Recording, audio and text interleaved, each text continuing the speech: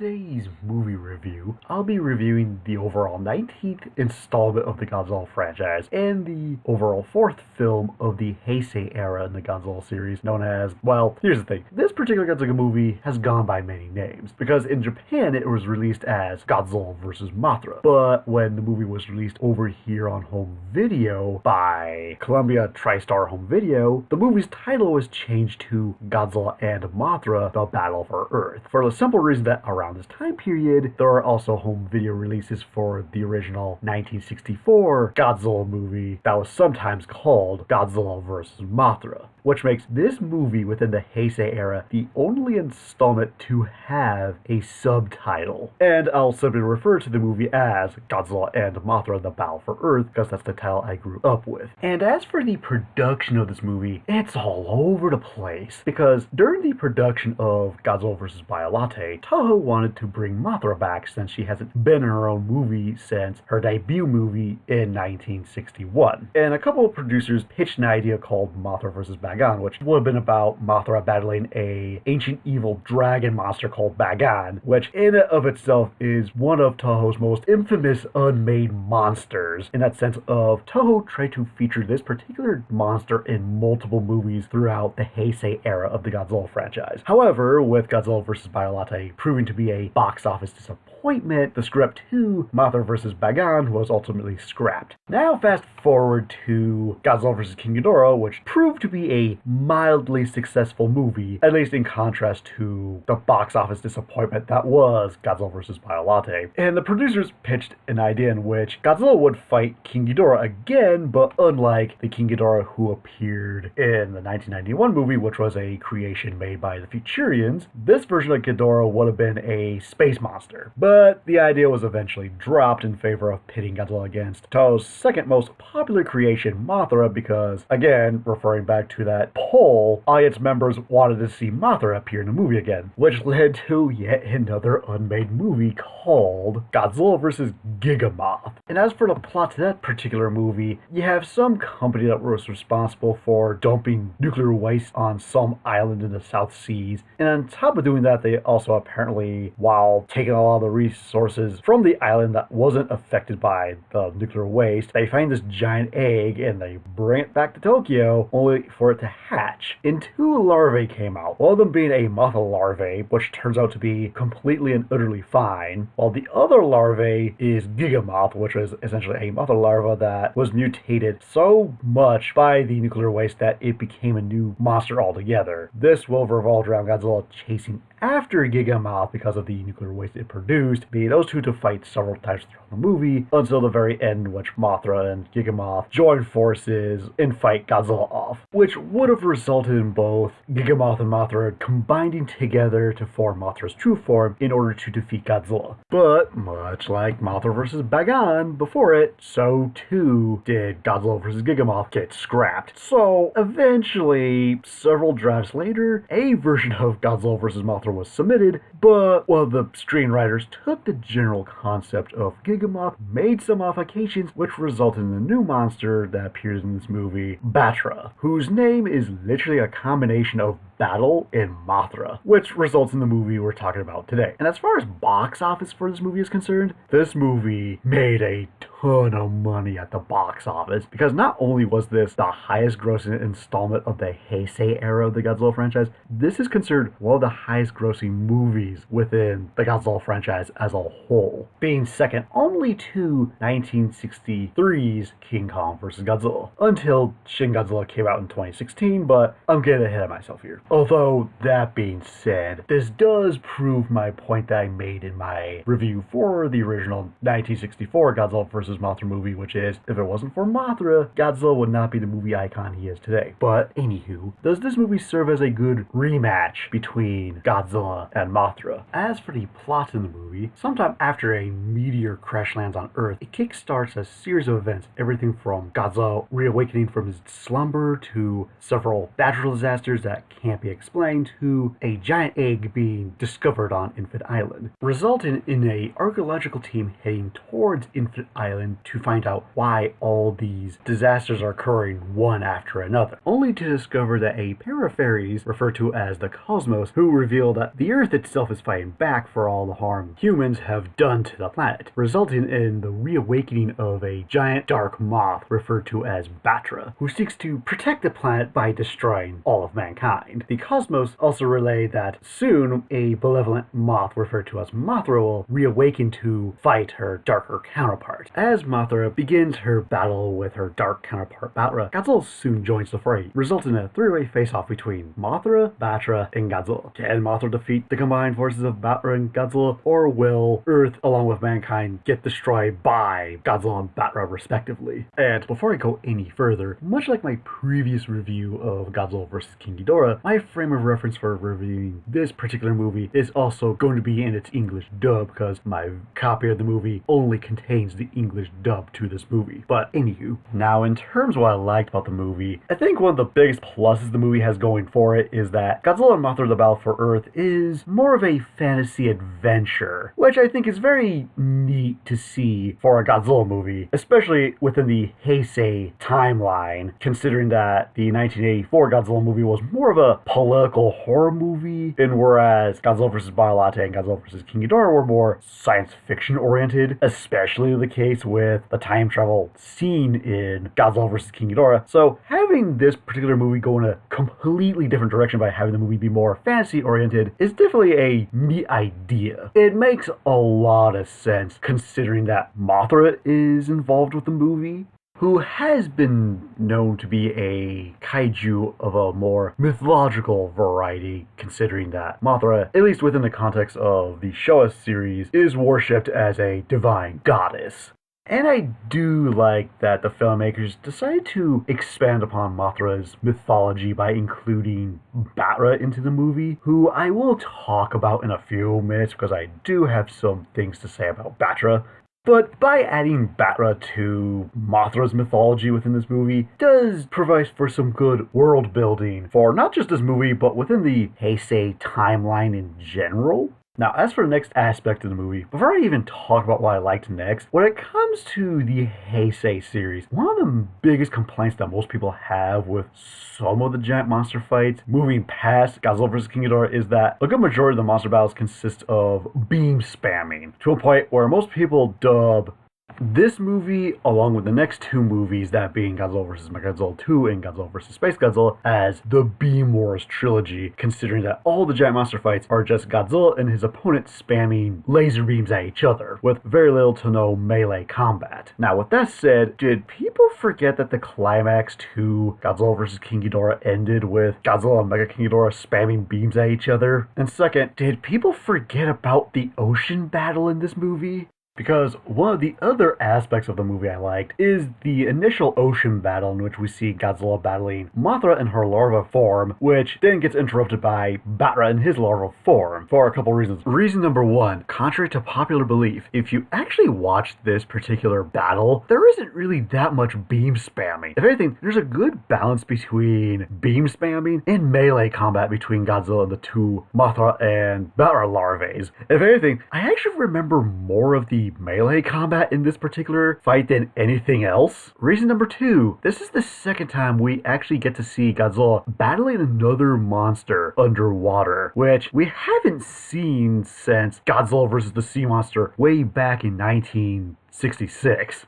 Although instead of having Godzilla fight a visual oxymoron, we see Godzilla battling Batra underwater. And I'll say this much, the actual battle underwater to me is kinda hilarious from a special effects standpoint, because when you really watch the battle underwater, it's nothing but layers upon layers of special effects. Everything from the aforementioned beam spamming between Godzilla and Batra to another layer of just bubbles bubbling. It is just a hilarious sight to see. But the fact that we actually they had Godzilla battling another monster underwater, I do appreciate, considering that Godzilla lives in the ocean, so why not have a fight between him and another monster underwater? And reason number 3, in my humble opinion, between the two giant monster battles that occur throughout this entire movie, the ocean battle is objectively the better giant monster fight than the final climactic battle that occurs later on in the movie, which I will discuss later. But as far as this fight is concerned, not only does it take place in the ocean, has a good balance between melee combat and beam spamming combat, but the actual fight itself doesn't overstay its welcome. It's not too short, it's not too long, it's paced very well in my opinion. Another aspect of the movie I really like revolves around Mothra herself in terms of how she's depicted, because the filmmakers use the same kind of techniques that were used previously to depict Mothra by having two separate puppets for both forms of Mothra. And the redesigns they give to Mothra in this movie I think are absolutely adorable. Doesn't matter if it's the larva stage or the adult form, Mothra just looks super cute in this movie. Even if the adult form has these condor claws, as a friend of mine pointed out. But not even just that. I do love the fact that when we do get extreme close-ups of Mothra's head, you do get a sense of what she's thinking through a particular scene. Case in point, when she decides to talk to Batra before both of them decide to tag team Godzilla, you really do get a sense of what's going on through her head just by the way the camera moves in proximity to the actual Mothra puppet itself. Giving us an idea of what Mothra is like as a character, which is impressive given that Mothra is not only depicted using a puppet, but she's also a giant moth. And my favorite moment in the entire movie occurs sometime right before the climax, in which we see Godzilla emerging from Mount Fuji, causing that volcano to erupt, because the imagery going on with Godzilla in that particular scene is really awesome. Now sure, this isn't the first time we've seen this particular version of Godzilla emerging from a volcano, since he did that in Godzilla vs. Biolate. However, I think that idea was done better here than it was 2 movies ago for a couple reasons. Reason number 1, seeing Godzilla burst out of Mount Fuji is an awesome image in and of itself, considering that Mount Fuji is technically a dormant volcano, so the fact that we got to see Godzilla causing Mount Fuji to erupt is pretty awesome. Reason number 2, the lighting. Because in Godzilla vs. Biolate, when we see Godzilla emerge from a volcano in that scene, it takes place during the day, and the atmosphere for that particular scene, while good, doesn't make Godzilla look all that menacing. With this scene, on the other hand, it takes place at night, and on top of that, the lighting accompanying Godzilla here is all in red, making Godzilla look more demonic in some ways, much like he was back in the 1984 movie when he went on Rampage in that movie. Reason number 3, within that scene, there's some character on a helicopter seeing Godzilla moving towards the direction that Mothra and Batra are, and you literally have a character saying, "They are beyond our understanding," or some quote similar to it, giving the giant monsters in this movie a very Lovecraftian vibe to them, to some extent, which makes some sense given that this movie is more fantasy-oriented. Plus, I think that quote perfectly fits Godzilla or any giant monster within the Godzilla franchise in general. Now, as for aspects of the movie I had mixed feelings on, let's begin with the soundtrack, because the soundtrack is done yet again by Akira Ifukube. And I'm not going to go into too much detail about the soundtrack because, honestly, if you saw my review for Godzilla vs. King Ghidorah, basically the feelings I had on the soundtrack in that movie are the exact same here, in which there are some musical scores that sound pretty good, while other soundtracks that don't sound as refined. Although I will say this much, the Mothra theme he writes in this movie I think is great, and perhaps the best piece of music within this entire movie, and one of my favorite renditions of the Mothra theme within the Godzilla franchise. Another aspect of the movie I have mixed feelings on is the usage of CGI, because the movie doesn't use CGI very much, although when it does, it's used in one of 2 ways. In my opinion, one of the worst examples of how the movie uses CGI is within the first opening few minutes of the movie, in which we see a meteorite crash landing on Earth. It's depicted using early 90s CGI, which looks awful, but thankfully it's not in the movie for too long. And on the flip side, one of the better usages of CGI seen within this movie is from a computer screen, in which we see essentially a virtual layout of whatever cities near Mount Fuji, and we see like like a camera flying through this CGI city, which is within a virtual computer, closing in on Godzilla, emerging from the volcano, which leads into a really cool transition from the CGI to live action, in which we see the outline of Godzilla and then we proceed to see a swipe across the screen, in which leads us from the CGI computer to the live action segments. Sure, the CGI during this sequence is also really kind of dated, but given that it takes place within the computer, I think the context is acceptable. Another aspect of the movie I have mixed feelings on is the inclusion of the new monster, Batra. Because on the one hand, I do like the fact that here's a monster that's tied in with Mothra, adding a bit of mythos to her character, which to me makes a lot of sense given that Mothra is the second most iconic monster within the Godzilla franchise. So adding more world building to her character, I think is a neat idea, with Batra being connected to Mothra in a angsty brother kind of way. My big problems with Batra are as follows. My first problem being the name, Batra. Yes, I get that it's meant to be a combination of battle Mothra, I get that, but I think they could have came up with a better name. Because at some point they refer to Batra as either Black Mothra or Dark Mothra, and I think if they either took Black or Dark and mixed it with Mothra, I think that would have been a better name. As it is, Batra is a very misleading name, because if you were to ask someone what their thoughts on Batra would be, they would probably assume that you're talking about a giant bat-themed kaiju, which I think would be cool to see. Granted, as mentioned before, I get the naming convention behind Batra, I just think the name could have been better. Second problem I have with Batra is that Batra is nothing more than a dark reflection of an already popular character. Now, granted, I'm not the biggest fan of dark reflective characters. I just think they're one of the more lazier types of characters that could exist within media, because all that character is, at the end of the day, is just a evil version of an already popular character. Case in point, you look at Batman, he has Owlman. When you look at Black Panther, he has Killmonger, and so on and so forth.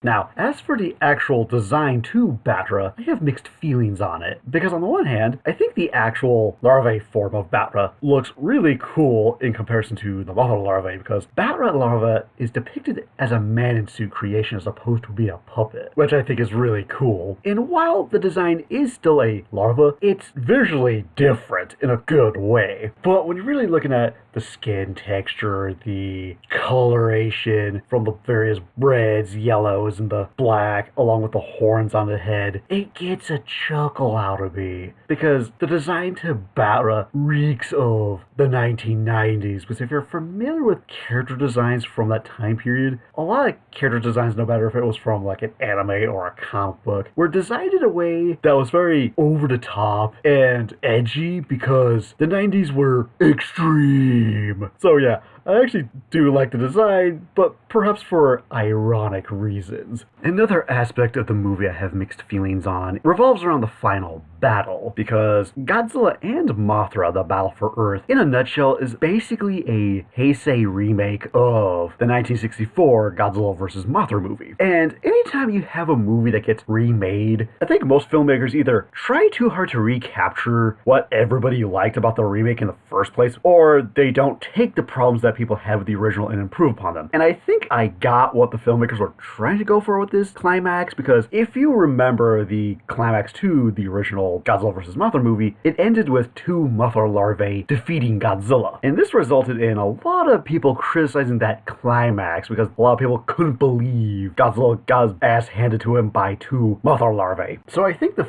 filmmakers decide, alright, let's take that same idea of having two members of Mothra's species defeating Godzilla together, but instead of having them be in their larval stage, they're going to be in their adult stage. Now sure, whether or not that was the actual intention of the filmmakers when they came up with the climax for this movie, I have no idea. But at least that's what I would like to think they were trying to go for with the climax here. That being said, my biggest problem with the climax is that it's super anticlimactic. Because like I mentioned earlier, a lot of the problems that people have with the giant monster fights in the Heisei era of the Godzilla franchise, moving past Godzilla vs. King Ghidorah, is that most of the giant monster battles consist of nothing but beam spamming with very little to no melee combat. And yes, I can kind of see where a lot of the Godzilla fans are coming from in this regard with this particular final battle, because like most Godzilla fans pointed out, it is nothing but Godzilla, Mothra, and Mothra spamming beams at each other for a good majority of that climax. Granted, there is some melee combat in there, but it's really not enough to save the climax of the movie. And on top of that, the way the actual battle itself ends is very anticlimactic, because it's nothing but a retread of the final battle in Godzilla vs. King Ghidorah, in which we have the opponent Godzilla is fighting, carrying Godzilla over the ocean, and then both monsters drop into a body of water. Although the major difference here being that it's both Mothra and Mothra carrying Godzilla over the ocean, resulting in Godzilla killing Mothra and Mothra letting go, allowing Godzilla and the Mothra corpse to fall into the ocean. So there are some kind of differences there, but it's basically the same kind of climactic moment we saw in the previous movie, just not as well done. Now, in terms of what I disliked about the movie, honestly, where do I even begin? Because this movie has so many problems, I don't even know where to begin. But if I had to pick a starting point, I'm going to begin with the continuity in this movie for two reasons. One, this is one of those Godzilla movies that within the Heisei continuity is not an essential watch, for the simple reason that it doesn't really connect with any of the installments that come before or after this. Second reason, why didn't Mothra show up sooner within this franchise, or timeline I should say? Because back in Godzilla vs. Biolate, near that movie's climax, it's established that there's this machine called the M6000 Thunder Control System, which has the ability to generate artificial lightning and control the weather to some extent. Now, within the context of this movie, in the first act, when our main cast of characters meet the Shobijin, or sorry, I meant the Cosmos, they're explaining the backstory of Mothra and Mothra in terms of why they fight each other in the first place, because it turns out that a long time ago, there was this ancient civilization in which the humans created this machine that controlled the weather. And because they abused it too much, Mothra got really angry and decided to destroy that civilization. You see the problem I have here? Because it's established that Mothra went on a rampage because an ancient human civilization created a weather machine, and when Mothra defeated him, he was in a deep slumber. Yet, 2 movies prior to this one, in Godzilla vs. Biolate, at some point, mankind built a new weather machine in the form of the M6000 Thunder Control System, yet Mothra didn't awaken for some reason. Now, it is possible that I am overthinking this particular plot point, given that this movie was made a couple years after Godzilla vs. Biolate, and the filmmakers and producers probably weren't thinking too hard about the continuity between movies back in the day, which is the most likely possibility, but I figured I'd bring it up anyways. And while on the subject of Mothra, actually before I go any further with Mothra, I just remembered there's another continuity issue I would like to bring up. It has to do with the scene I talked about earlier in this review with Godzilla emerging from Mount Fuji, because at the end of the ocean battle in which we see Godzilla and Mothra get consumed by an underwater volcano, a lot of the characters within that movie presume both monsters are dead, only for both monsters to re-emerge later at the start of the third act, with Godzilla emerging from Mount Fuji, causing an eruption. And I started thinking, did these people forget that Godzilla was trapped in a volcano back in the 1984 movie and was freed in Godzilla vs. Biolate for a short period of time? Even with the time traveling shenanigans that occurred in Godzilla vs. King Ghidorah, I would have assumed somebody would have remembered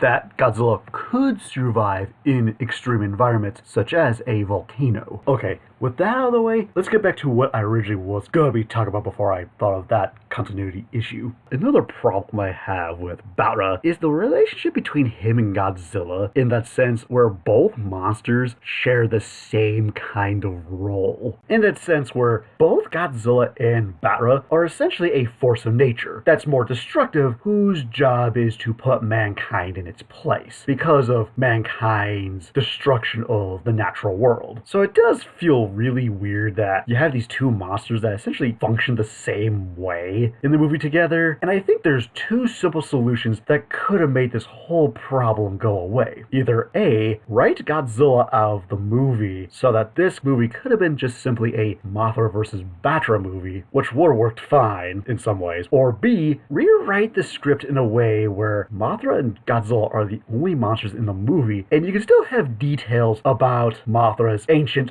battle with Batra back in the day, and maybe when Godzilla first encounters Mothra within the context of the story, you have the cosmos look at Godzilla and call him Batra, and maybe sometime after Godzilla's initial encounter with Mothra, the cosmos established that Godzilla is a reincarnation of Batra, which means you have one monster that serves the singular role of function as the destructive force of nature. Given that Godzilla, within the context of the Heisei era, was moving away from being the representation of the misusage of nuclear weapons to becoming more of a destructive force of nature sort of thing. And this also would have continued the theme of having Godzilla being related to his opponent in some shape or form, much like how Godzilla had a connection between Biolate and King Ghidorah in the previous two movies. As it is, Godzilla has no relationship with neither Mothra or Batra in this movie, other than we see him fighting both monsters, either at two different times or at the same time. So I think having this rewrite in which Godzilla would be the reincarnation of Batra would make him connected to Mothra in some shape or form, which I think could have worked if they went that direction. Another problem I have with the movie are the numerous Indiana Jones homages that occur within the first third of the movie, because one of our main characters is a thief who happens to steal treasure from ancient temples, and there's a lot of scenes that occur within this first third that feel like a checklist of, are we paying homage to this scene from the Indiana Jones movies from the 1980s? Case in point, do we have our main character stealing a golden idol which results in a booby trap? Check. Do we have a bridge that breaks, resulting in our characters almost falling to their death? Check. Do we have a scene of a character in a cave in which a sun is shining through, showing the way to their next location to seek out whatever MacGuffin they're looking for? Check. A few other details here and there, and the reason why I have a problem with these Indiana Jones homages is that when I sit down and I watch these scenes unfold throughout the movie, all I'm sitting there thinking is, I could be watching Indiana Jones right now. And if I'm thinking about watching another movie while watching these particular scenes,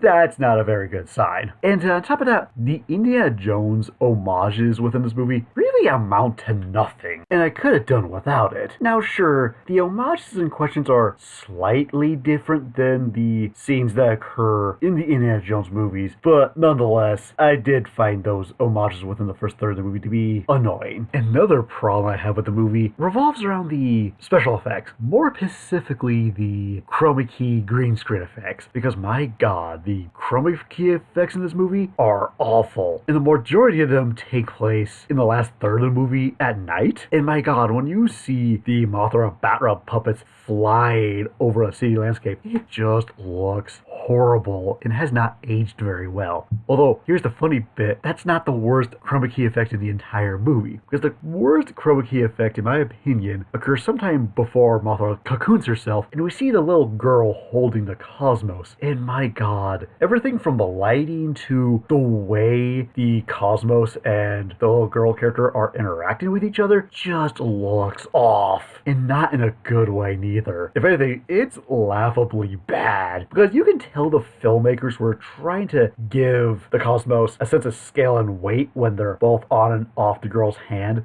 but it just comes off as awkward. And perhaps the biggest problem I have with this movie is the combination of the story and characters because of the script. I'm not sure if you were able to follow my convoluted introduction to this particular review, because when I do introductions for any review, I try to go into detail and figure out what the actual production process was for this particular installment, and it was just all over the place. And according to my research, this particular particular movie went through rewrite after rewrite after rewrite to a point where the producers and scriptwriters finally found a draft that they thought was perfect and worthy enough to make into a feature-length movie, resulting in the movie I'm talking about right now. And all I have to say is, this was the best you could come up with? It's a complete mess. Because it feels like the filmmakers didn't know what the movie was gonna be about. Is it supposed to be a Heisei remake of the 1964 Mothra vs. Godzilla movie? Is it a Godzilla movie, or is it supposed to be a Mothra movie? But on top of that, it also felt like they incorporated elements from two of the other movies I talked about in the intro, that being Mothra vs. Bagan, along with Godzilla vs. Gigamoth, mixed those into a blender, resulting in this movie. And it shows. Starting with the environmental message of the movie for a couple reasons. Reason number one, within the first act of the movie, that seems to be the primary goal of the movie, to basically insert a environmental message, since around this time period in filmmaking history, you had a lot of that save the rainforest kind of thing going on. And I think this movie was trying to cash in on that trend at the time. And the problem with that is, this movie doesn't go all the way with its environmental message, because within the first act of the movie, it's introduced, but beyond Act 1, going into Act 2 and 3, it's dropped. Sure, you might have a character here and there saying, we constantly destroy the Earth, which is why Godzilla has risen, or blah blah blah, but it's just so tiny that I think the movie could have done without it. Reason number two, this isn't the first time we've seen a Godzilla movie tackle an environmental message, since we have seen it done before, and much better, with other movies such as the original 1964 Mothra vs. Godzilla movie, along with Godzilla vs. Ghidorah, for better or for worse. Now, moving past the environmental message and moving on to the divorce subplot, this subplot almost goes in the same direction as the environmental message, in which it's heavily introduced in the first third. However, unlike the environmental message, this lingers for a good majority of the movie until the final battle between Godzilla, Mothra, and Batra. After that final battle's over, it's just dropped and it's never addressed again. And it never comes to a conclusion, it just stops. Because when the movie ended, I couldn't remember if the two main characters got back together or stayed separated.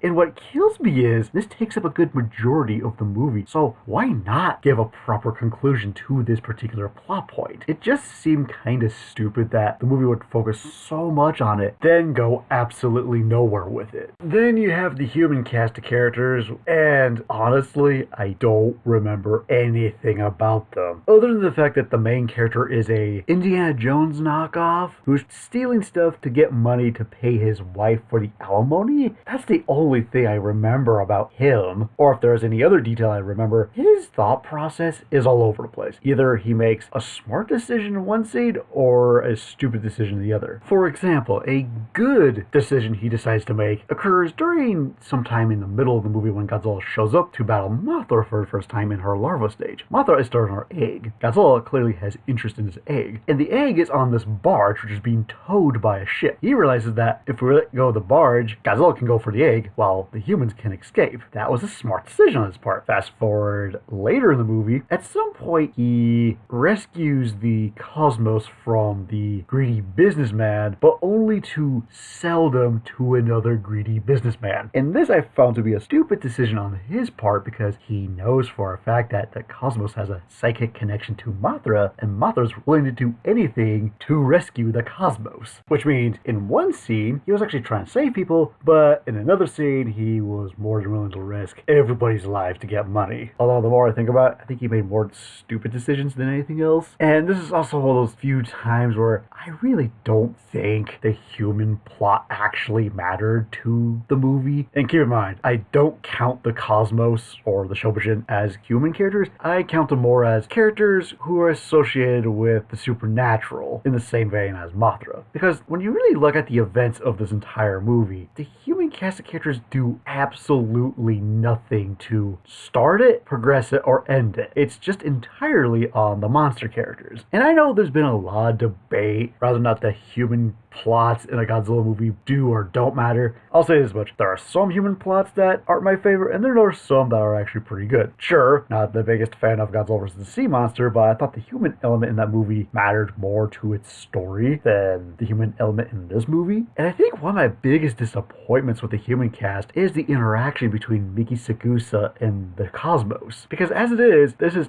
technically making Segusa's third appearance in a Godzilla movie, being a recurring character since Godzilla vs. Biolate, and because she has that psychic connection with Godzilla, you would think she would have a more meaningful interaction between her and the cosmos, but no, she's just used as a plot device to either keep track of where Godzilla is or to find the cosmos. And when she does find the cosmos, they don't interact with each other whatsoever, which I think is a huge missed opportunity. Because I feel like there could have been a really special interaction between these set of characters. You got Mikisukusa, who's psychically linked to Godzilla in some capacity, and then you got the cosmos, where it's psychically linked to Mothra. I feel like there could have been some good writing here, but it was just a wasted opportunity. So for my final verdict of Godzilla and Mothra, The Battle for Earth, upon rewatching this movie, while I still think there's entertainment to be had with this installment, I don't think it's any good. And in my opinion, this movie is just bad, but what kind of bad are we talking here? Is it so bad it's good? Is it entertainingly bad? Or is it just bad? For me, I kind of put this in the middle where it's entertainingly bad, where yes, the movie as a whole is bad, but I do get mild enjoyment out of it. And in my opinion, this is also the first installment of the Heisei timeline that I would say skip it unless if you're a die-hard Mothra fan. And I know that might sound confusing given that I said Godzilla vs. King Ghidorah was so bad it's good, but why I'm recommending that over this. With Godzilla vs. King Ghidorah, the premise to that movie is just so crazy because there's no other Godzilla movie like it.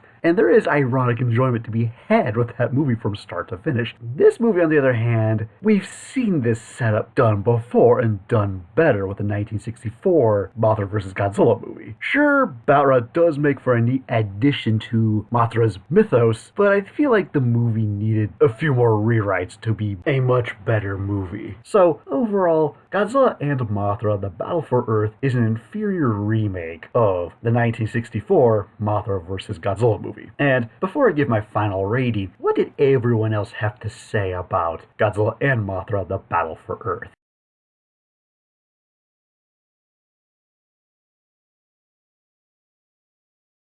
So it looks like the movie got pretty decent reception, which I'm kind of surprised about in some ways. But anywho, for my final rating of Godzilla and Mothra, The Battle for Earth, I give it a 2 out of 5. So what draft of this movie do you think the producers should have stuck with? And see you later.